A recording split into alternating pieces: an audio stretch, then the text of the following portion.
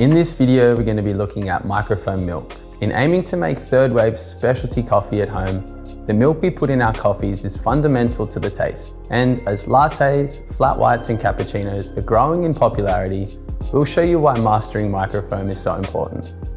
In the past, many cafes would hand over coffees with coarse and foamy textures, with large frothy bubbles, very little flavor balance, and foam that wasn't integrated with the coffee.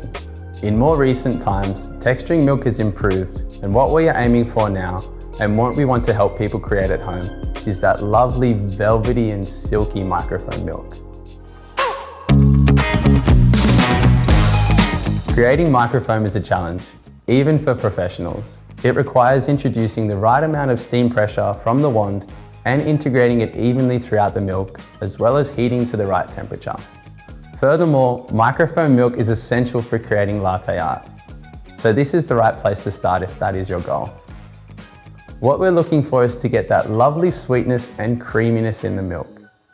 I'm demonstrating here with fresh, cold, whole milk, but we'll talk about alternative milks later in the video.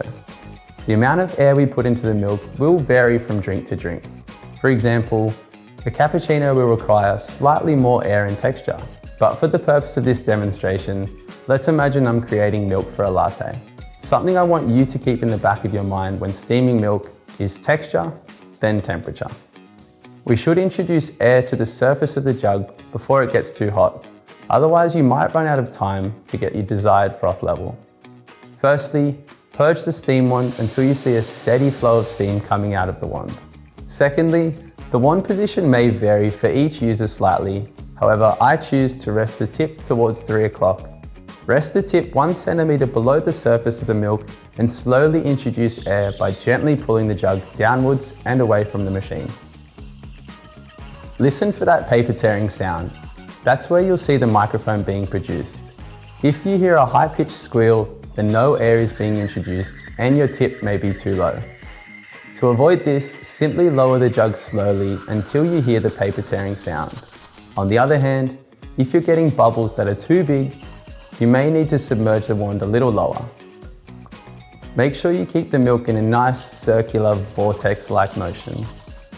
When I'm happy with the texture, I'll bring the jug back up to prevent any further air entering the milk and keep it swirling until I've reached my desired temperature. Here we're aiming to balance the right amount of air with the right temperature and texture. So if you aren't heating enough, it's not going to bring out the sweetness to the milk. And if you go too hot, the milk is going to start to separate and you get a layered effect where the fats and the proteins are separated in the milk too much. We recommend that you don't heat higher than 65 degrees Celsius or 150 degrees Fahrenheit, as the milk can start to split at this temperature. When you've heated it to your desired temperature, stop texturing and wait until the steam has fully stopped. Gently remove your jug and swirl the milk in the jug to integrate the texture. Don't forget to wipe and purge your steam wand. Some of our espresso machines have automatic microfoam options for a specific coffee, but if you prefer to do it yourself, practice makes perfect, and you could end up with something like this. All that's left to do is pour it slowly into the shot and enjoy your third wave specialty coffee at home.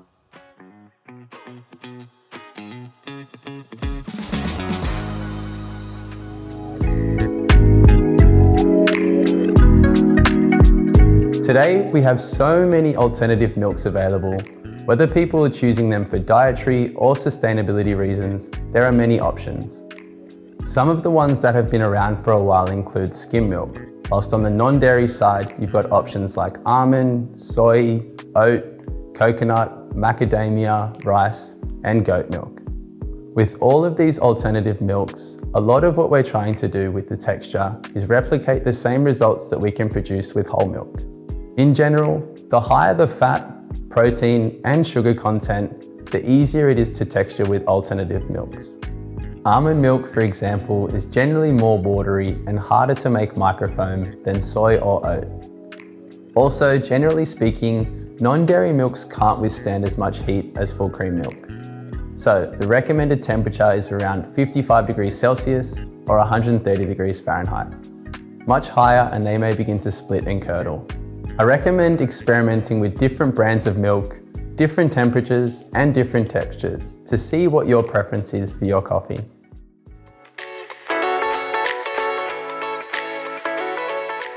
My 3 tips for creating consistently good microfoam at home are: 1. Always remember texture and then temperature. 2. Purge your steam wand before and after every use. And 3. Never retexture previously used milk. Enjoy.